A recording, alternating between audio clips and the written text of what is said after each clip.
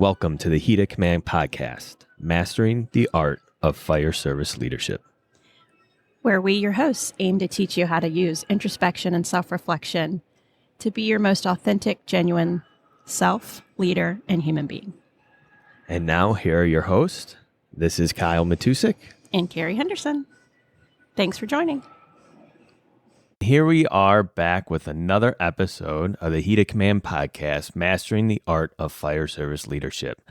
Now, we have been very grateful for a lot of the feedback that we've been receiving and the questions that are being asked. So today we are going to go into a hot topic subject about burnout.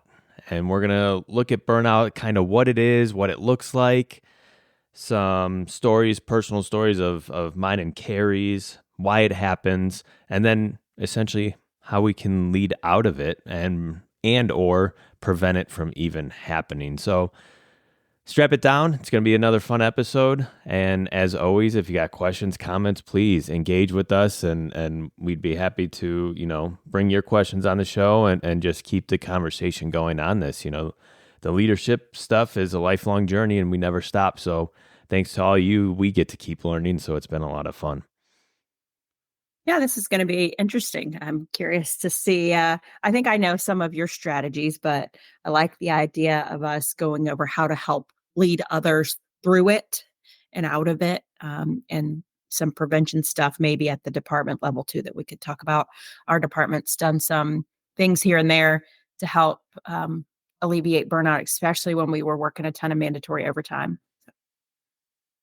Yeah, and I think, through the pandemic, I think we saw maybe an increase in burnout, or it became more front and center, like, hey, something's going on here. And, because those were challenging times and just stressful times of, especially early on trying to figure out all this stuff. And we still had to show up to work and all this other stuff and just kind of grind through it all, and then we came out of it and, the conversation kind of stopped on why people look so tired and things like that. So yeah, it's interesting, and there's a lot of different reasons why it happens. And I think the understanding behind it all, on personal levels will help, long-term and big picture of how to keep people from burning out and then how to lead people out of burning out. Yeah. So burnout, what do you think burnout is, Kyle? Yeah, I think simply put, it's like when you're just done, right? And one way it's always been explained to me is, you give a lot and you're never getting filled up. So you're just constantly giving, and nobody's there to fill you up. Whether that's through, being filled up could be numerous things, like really feeling appreciated and valued, and I think that's an area industry-wide and maybe society-wide where we fail a lot on telling people how much we value them or, what they mean to an organization. And like those words can go such a far way. So I think it's, and especially if you're the person who just gives, right? You give to the organization and you give to every individual and you give and you're never getting filled back up. And then one day you're just empty and like you feel all these feelings, you don't know why, and you're just done, And it a lot of times looks a lot of different ways from the outside looking in, and people don't understand that it's burnout or use that term in different senses, and they look at it differently, maybe, as weakness or not being able to keep up or whatever. And it's like, well, they're not getting fed, right? It's like making somebody go hungry, but yet still expecting them to perform. And it's like, we got to feed our people, right? We got to fill them up. And I think if we do a better job of that, we can start preventing burnout a little bit more. So that's kind of my quick take on it. And what about you? What do you think burnout looks like? You know me, I don't ever have a definition. I just tell you how it feels. Yeah, and I think that's what it is, right? I mean, this is, our lived experience, the things we've seen and experienced. So I think that's the more, that's why I like doing this, because it's like real, right? It's not looking at the definition of the stuff. It's the things we've experienced, the things you've seen, the things I've seen and felt. So I think it's, it comes off as very authentic, Carrie. Had to throw that in there. If Merriam-Webster steals our word for next year, and because last year it was the 2023 word was authentic, right? Or authenticity. I can't remember which one. It's like, okay, so what word have we used a lot this year that they can say is their word of the year? I think values. Values. We've said values a Yeah. couple million Yeah. times for Yeah. okay. So burnout to me, it comes in different packages. And it's a lot of what you said. Um, and and I see it too as those repetitive calls that almost become monotonous. It's not the burnout from give, give, give, give, give. Sometimes it's just this unfulfilling, I've been on the medic or on the ambulance, every single day or most days, and I'm running calls all night long to nursing homes that maybe they're not high acuity calls. They're just this repetitive, grandma needs help getting up, grandpa, it's these repetitive calls all the time where you don't feel like you get to use the best of your skills or you're just kind of worn out from that.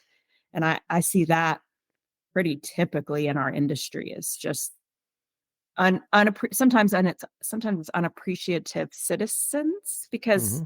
they don't always know, and it's just the monotony of it. So Yeah, and you just get jaded, right, as yeah, well by the things that we see. And I was just having a conversation with my pastor about some of the stuff that not specific calls, but just some of the stuff we see, and they're like blown away. And for me and you, like we could sit off air and have a conversation. It's like, man, that's just another day, right? yeah, And he's like sitting there, like, what? Like just going, like that's unreal. And it just becomes part of it, and it just as you said, it adds up, and it's two sides. It's a personal side and then like the professional side of the things we do and the things we see. yeah. And I from my perspective too, in the positions that I've been in, it's not just burnout from calls, it's burnout from all the other stuff that gets thrown on our plate too. So, like for me, sometimes it's burnout doing administrative stuff. And I have to take a step back and figure out what I need to be more engaged. And it's very cyclical for me personally. And I've seen this with a lot of people I work with. Like you're good, good, good for so long, good, and then all of a sudden it's like, boom, okay. And it takes a bit to realize, all right, I think I'm burnt out. I've been grouchy and sleepy and disengaged. And it's like, what is going on with me? Oh, that's a little bit of burnout. What do I need to do about it?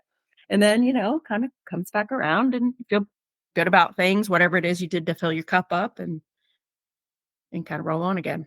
Yeah, and I think, what you said right there was, what do I need to do about it? And yes, absolutely, there's some personal accountability to all this, but, in our organizations, it's almost like we got to turn that around. And it's not like, okay, I get burned out, I got to do something about it. It's like, I get burned out. Hopefully, people around me notice it and they give me, those are the people that are going to start filling me up now. Maybe I need that extra motivation or that extra encouragement, or take a load of my administrative work for a week, or whatever it is, and that's the importance of knowing your people, right? And it's so important so you can give and be that person that fills them up. And like, then the conversation doesn't even need to happen, right? Where you're feeling burnt out. And then you got to tell someone you feel like somebody could just see it and be like, all right, Carrie needs to be filled up a little bit. Let's take care of her, right? We call ourselves a brother sisterhood, right? There should all be stuff that's happening automatically, but it doesn't. Yeah. And it's crazy. And we should, it's that I statement that a lot of times it's just ingrained in our heads, especially our generations, right? And the very independent generation, like here's where I'm at. I got to fix this. And it's like the older I get, I'm like, yeah, there's not a whole lot I can fix on my own anymore. And I need people, right? I need people to help me, fill me back up essentially and feed me to kind of keep going. And like sometimes you talk about that and that's such a foreign concept. Like, no, you could take care of yourself. And it's like, yeah, can we? Yeah. Yeah. And this is true for almost everything that's even all mental health stuff that I've experienced or seen. It's you're the last one to notice usually when you need the Hmm. help.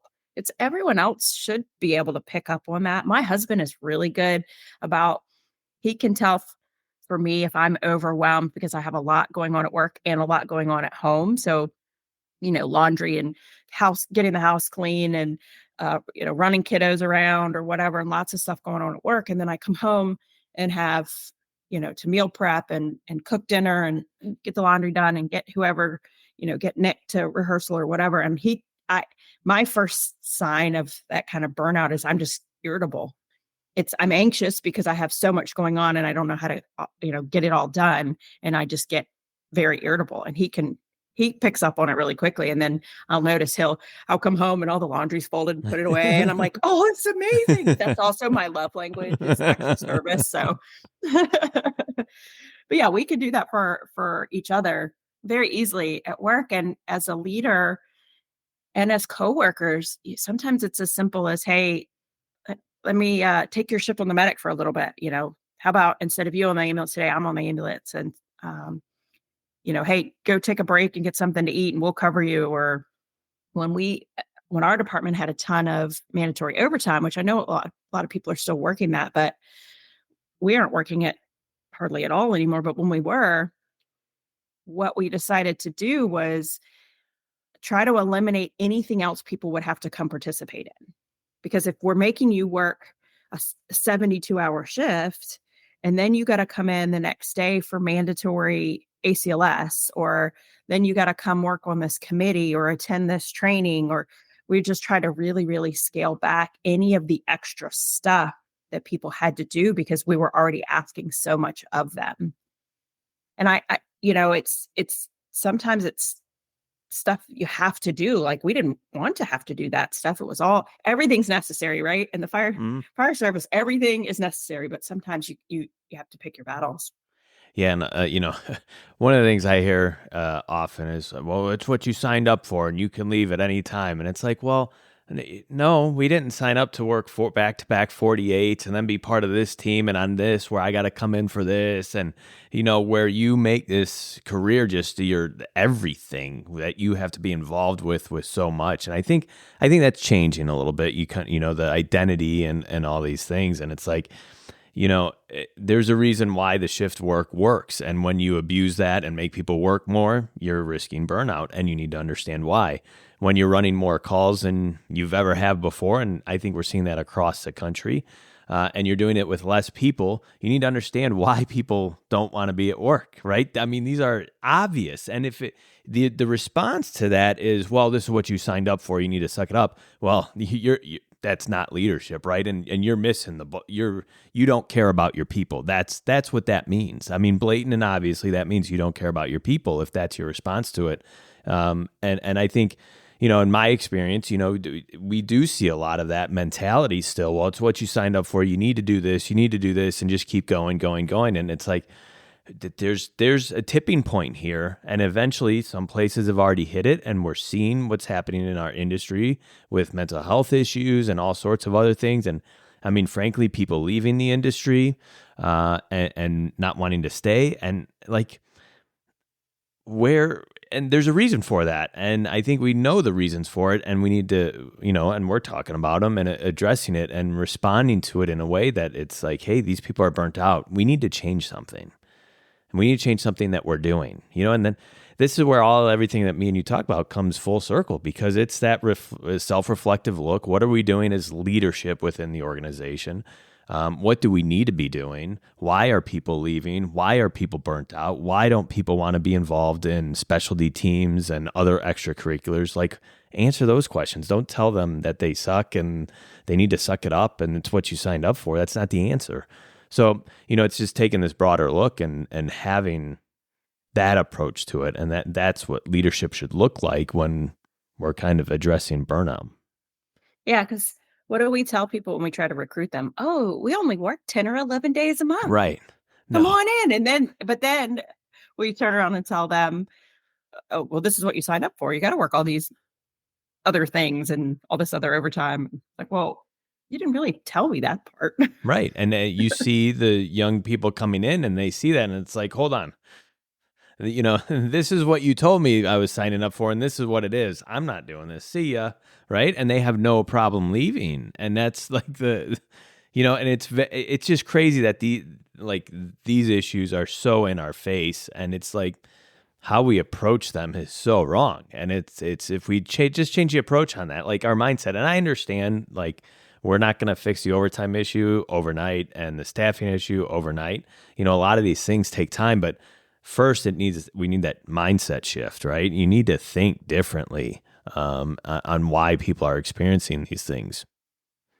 Yeah, and, Chief Davis, who we had on the show on the baby boomer episode, he has a really, interesting look, and I've thought about this a lot since he's mentioned it, is I changing the way recruitment looks, changing the picture that we paint for people. Because to get people to come, we show them videos of fires and firefighters doing cool firefighter stuff and, tech rescue and vehicle extrication and all this other stuff, boats, all the fun parts, right?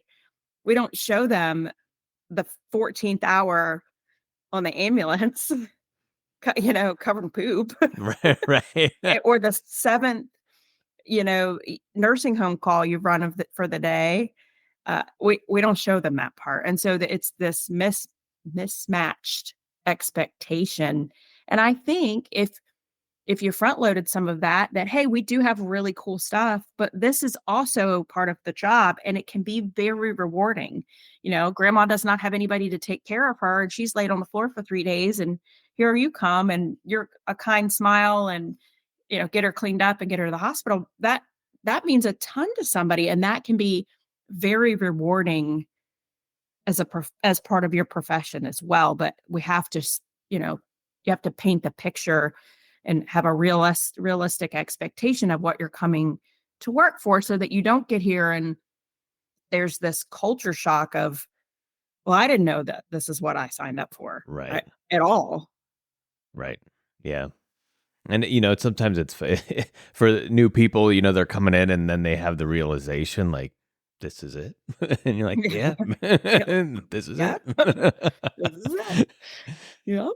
So I think that, I don't know if it helps prevent burnout, but at least people have a realistic expectation, so they're not set up for this big letdown.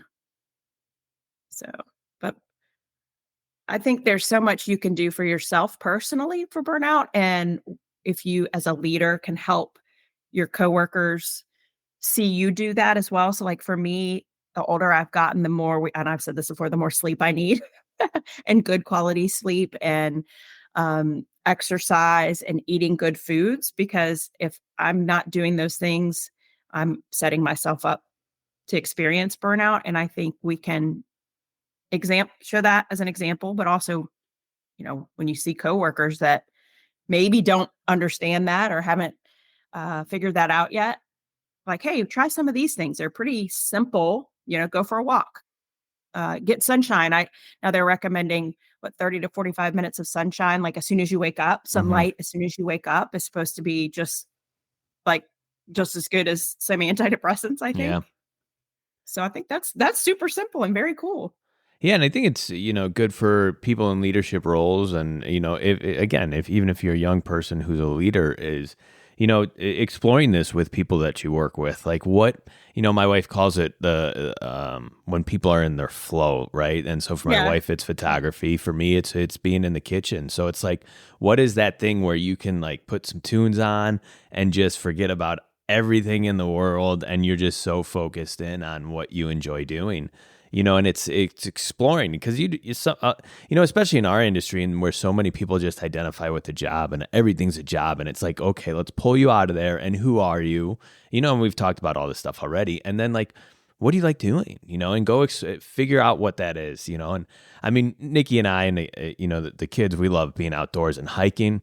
Unfortunately, where I live, I really wouldn't call anything we do out here hiking. It'd be going for a stroll in like a forest preserve, right?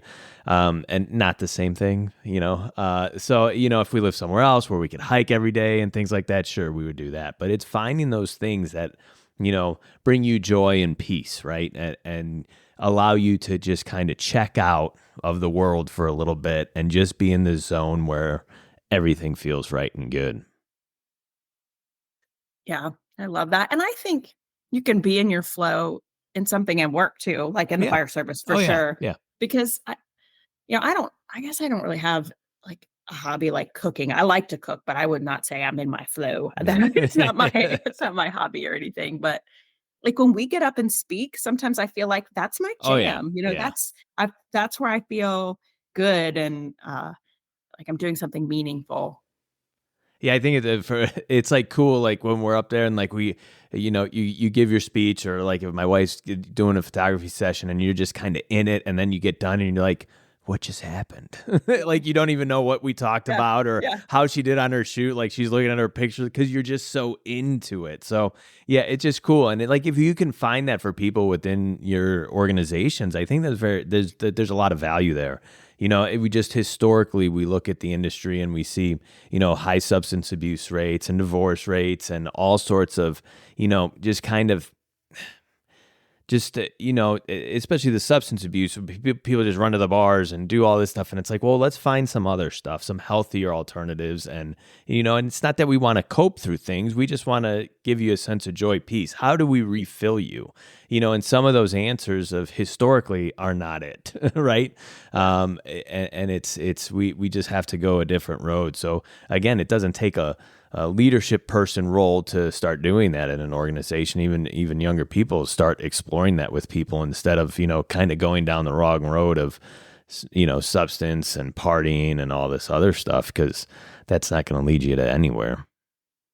Yeah, a lot of our young folks, man, they take such good care of themselves. Like they're so physically fit and they're so into all kinds of health stuff, saunas and 10 minutes of sunlight in the morning and cold immersion therapy and all the things. It's just they're going to live till they're 140. They're, Or not, because some of this stuff's not proven yet. well, Right. true. That's true. Yeah, they always, right, the young ones, you got to do this, you got to do this. I'm like, slow down, just give one thing a try for a little bit Yeah. and see if that works, so you know what's working and what's not, right?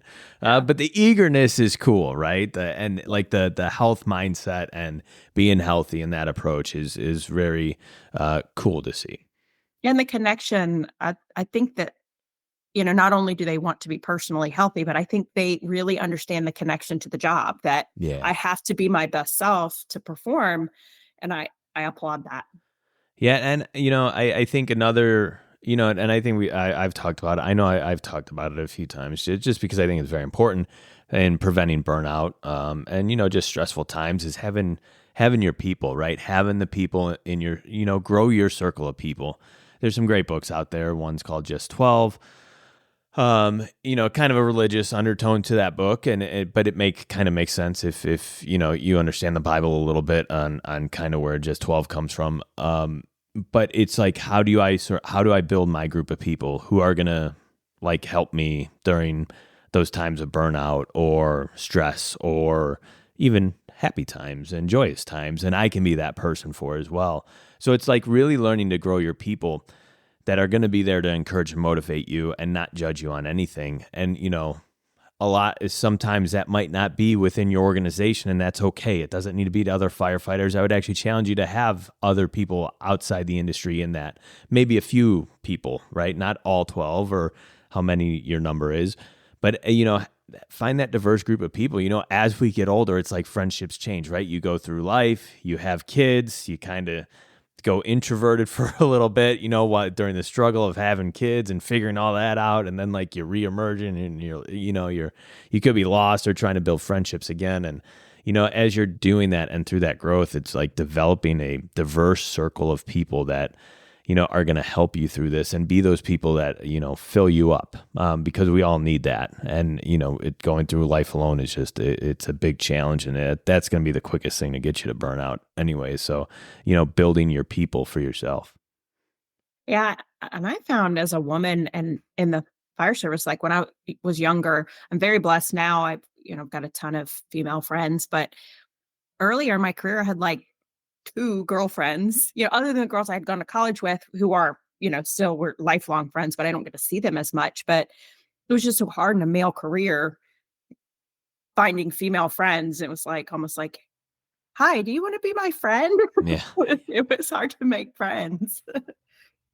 Yeah, it's interesting, right? And I mean, it's like you try to meet the image of what a firefighter is, and then I like I said, I think the identity stuff is kind of switching for the better, where people aren't identifying specifically with the job. And as being kind of that in between group, sometimes when you pull yourself out of that identity, that it's it could be even more of a challenge within the organization, and it becomes just who are your people then within the organization, because you don't fit the stereotypical firefighter that we're looking for. So now it becomes more of a challenge as well. But I think that's changing, so I think that's a good thing. Yeah, absolutely. Absolutely. What else? Burnout. So Have you ha oh, go all right. oh, All right. My question, you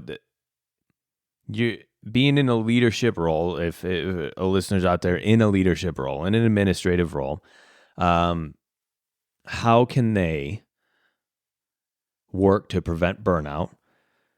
Then the caveat being, we already understand the staffing and the overtime issue. So cutting overtime, I'm kind of not looking for that answer, but more on a maybe personal side, like what can people actually do? Because even as a fire chief, you might not have the control to hire more people or, end overtime, or obviously you're not going to stop the calls we run on. So how do you, like today, could go in and start trying to prevent burnout from it even ever happening? And can you? I don't think you'll, eliminate it, no, Yeah. but, um, I think there's lots of different ways. I would say, oh gosh, I where to start? Having a good, mental health culture. So in our department, we have peer team, but we also have a really good EAP, employee assistance program. So you can go see somebody for just about anything. It does not have to be anxiety, depression, PTSD. It could be for burnout. It could be for financial stress. It could be for anything. It's anything. And I think utilizing resources like that is wonderful. I think it's stuff at the stations that you can do. So creating fire stations that are comfortable and that you can get good sleep in, good mattresses, good temperature control, cold bunk rooms at night so you can sleep. And I'm going to get flack for that. But, good sleep, it's proven cooler temperatures promote better sleep and ways that people aren't woken up all night if they're not on those specific calls. So isolating ambulance crews or something like that. Turning off, we go into night mode at night, and so you don't have to listen to the whole county all night long. So good sleep, uh, good fitness equipment, and the ability to work out on shift, and requiring that you work out on shift, uh, letting people come work out off duty at the fire stations, uh, discounts at other health fitness places. Gosh, there's so much. And you hit on it early, is constantly looking for ways to not just recognize, but to thank people, like constantly, like, hey, I heard you on this call the other night. That was awesome, awesome job. Or thanks for all the hours you've been putting in, and thanks for stepping up and taking care of this. Or, hey, I heard you looked out for such and such. Just constantly going out of your way, every rank in the organization to thank people and let them know that they're appreciated every level, because the youngest person coming here, some of our young guys come in and they want to start working overtime right away. And, just thanking them like, hey, thank you for being willing to step in and join these groups, and letting them also know. We had a conversation about this.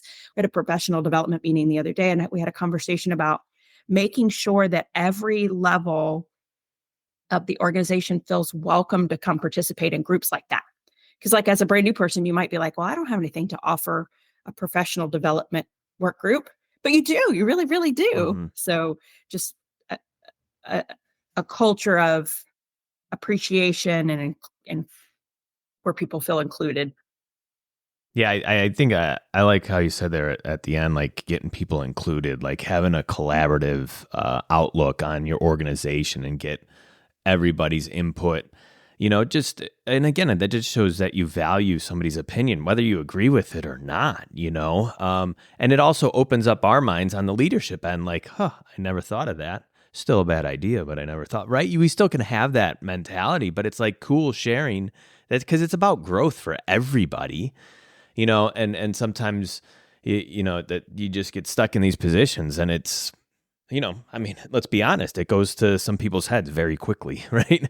And, plain and simple, you got to just get away from that. And I think, morale is a that term it gets thrown around a lot, like poor morale, or we could do better morale, and it's like, from a administrative role, a leadership role, like improving morale sometimes can be pretty challenging. But I think a lot of times it goes back to the small things, and I think the big one, it needs to be genuine.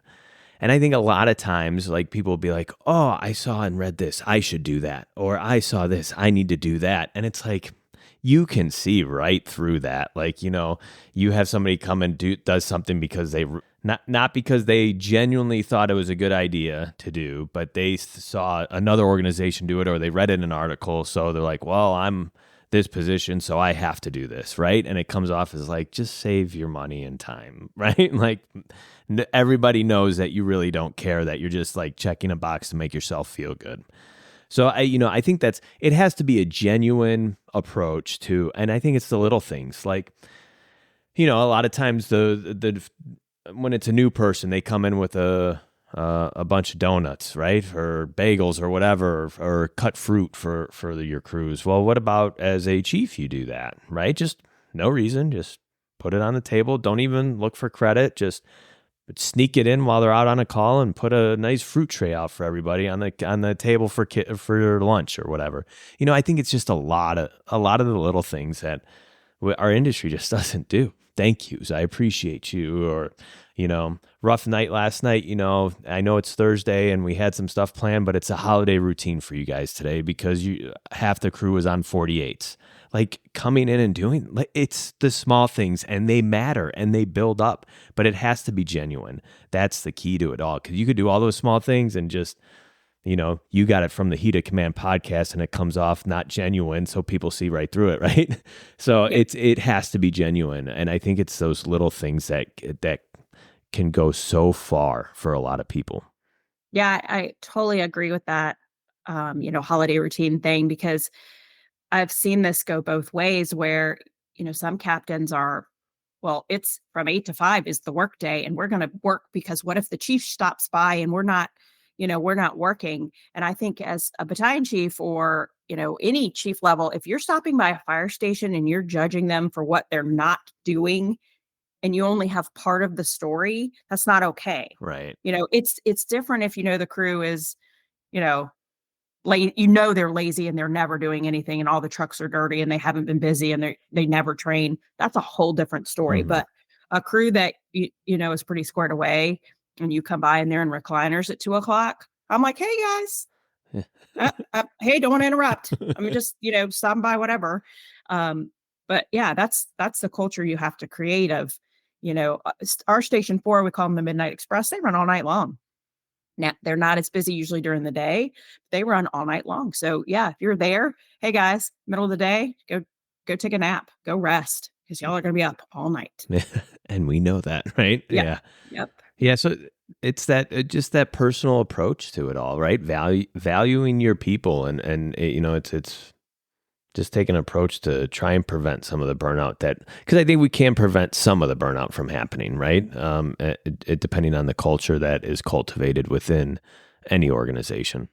Yeah, I tried something new this year, because I feel like sometimes for me, I get burnout from the negativity and the no's, and not I like I need a lot of information. Like, I like to know all the goings on. Probably, and I know that's not a strength, that's a weakness, because like I feel like I need to know all the things. And sometimes, and I'm an over communicator. So I like for other people to be over communicators as well. But I tried a thing this year where people will come in to the admin chiefs and they'll be like, hey, what do you think about this? Or hey, let's start this group. Or, you've been in there a while, you're like, no, that'll never work. Nope, nope. Don't have time for that. Can't add another thing to my plate. So this past year, I tried to say yes every time. Whatever somebody came up with, I'm like, let's give it a shot. Let's try it. And man, people were coming up and like, hey, you think I can teach this class? I'm like, yep. When do you want to do it? I'll put you on the training schedule. And they'd be like, really? I'm like, yeah. How much money do you need? I've got money in the training budget. Let's do it. And just anything people would come up with, I'd be like, yeah, you want to try that out? Let's do it. And it seemed like it made a big difference. It made a big difference for me personally, but I think it made a big difference for our people because they weren't constantly being told no to try some idea they had come up with. And then it gave them a ton of ownership. It made them engaged, which I think helps with burnout because they had some new exciting thing to work on, or this new kind of uh, this new sense of purpose or engagement, and they were working on something and they had to figure out. I did put it back on them, like, you're going to have to send me an outline and a proposal. I need a proposal, how you're going to accomplish it. What does it cost? Is it any overtime? Does it cost materials? How long will it take you? Do you need covering engines? And then, they get to work through all those parts and learn what it takes to do some of those things. What's really cool about that is you're literally filling somebody up while they are being extremely productive. So it's like burnout does not equate to just work, right? The more Right. work I do, the easier I'm going to get burned out. No, it's purposeful work, right? Can fill us up, just as non-purposeful work can drain us, right? So it's like that yin and yang, like to use purposeful work and you're in their corner, motivating, encouraging them, pushing them along. But it's like that work output we get while still being able to fill somebody up. It's like everybody wins. Yeah, I mean, it filled me up because I had gotten in this place where I was just no, no, no, no, no, because I felt like it added more work to my very full plate.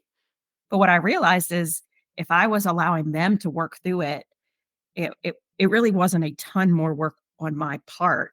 It was, got giving them some direction and guidance and having them do it. But it was so fulfilling to me to watch them do something they were passionate about and get it done and accomplished.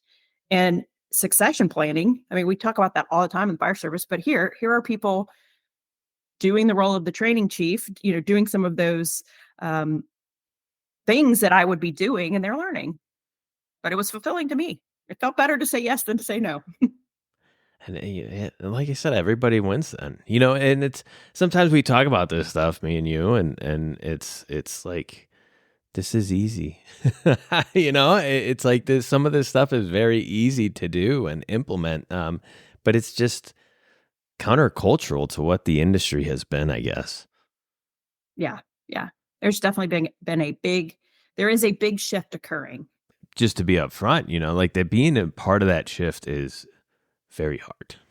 Yeah. Right? Because it's old versus new. And like sometimes I feel like I'm like stuck in the middle, like, and you just get so drained by the old, and it's like, is it even worth it anymore? And you start looking at retirement and like, how soon can I get out of here? And it's and you look at the young coming in and you're like, man, that's exciting. I wish I could have joined the industry now, and been young now, because hopefully they're not going to have to go through a lot of what I had to go through, and the treatment of people, and how all that went. And it's just a lot better of an environment for them, which I think it's going to be. So that's exciting for the future, but there's still a lot of work that needs to be done for sure. And being in that middle of the road, like for all those listening, like I get it, and it's hard. It's hard. That's, yeah. And one last thing before we wrap up. I would say if you're a leader and you have people that are self-aware enough to say, I'm burnt out, I need help, I need to do something different, don't try to say, no, you're not, you haven't done enough. Because I have seen that where people, they're like, hey man, Captain, I'm burnt out. Oh no, you're not. You haven't been on that medic nearly as much as I was when I was your age, or you haven't had as many sleepless nights as I had back in my day. Believe them if they tell you they are. It's not a like an equals thing. Like this doesn't equal that. There's no like ratio that to equal burnout. Yeah, just because it happened to you doesn't mean it has to happen to me, right? Well, on that note, I think that was a great mic drop, Carrie. We need a sound effect for that. I think I could get one. I Yeah. just have to figure all that out. More Oh, technology stuff. yeah. Oy. Yeah. All right. Well, now go do something fulfilling. Yes, go fill your cup up. As we wrap up another episode, this has been Kyle And Carrie. from the Heat of Command podcast. Thank you, as always, for listening. Please make sure to follow and subscribe on Apple, Spotify, and YouTube. And as always, we love the feedback. Keep it coming. See you next time.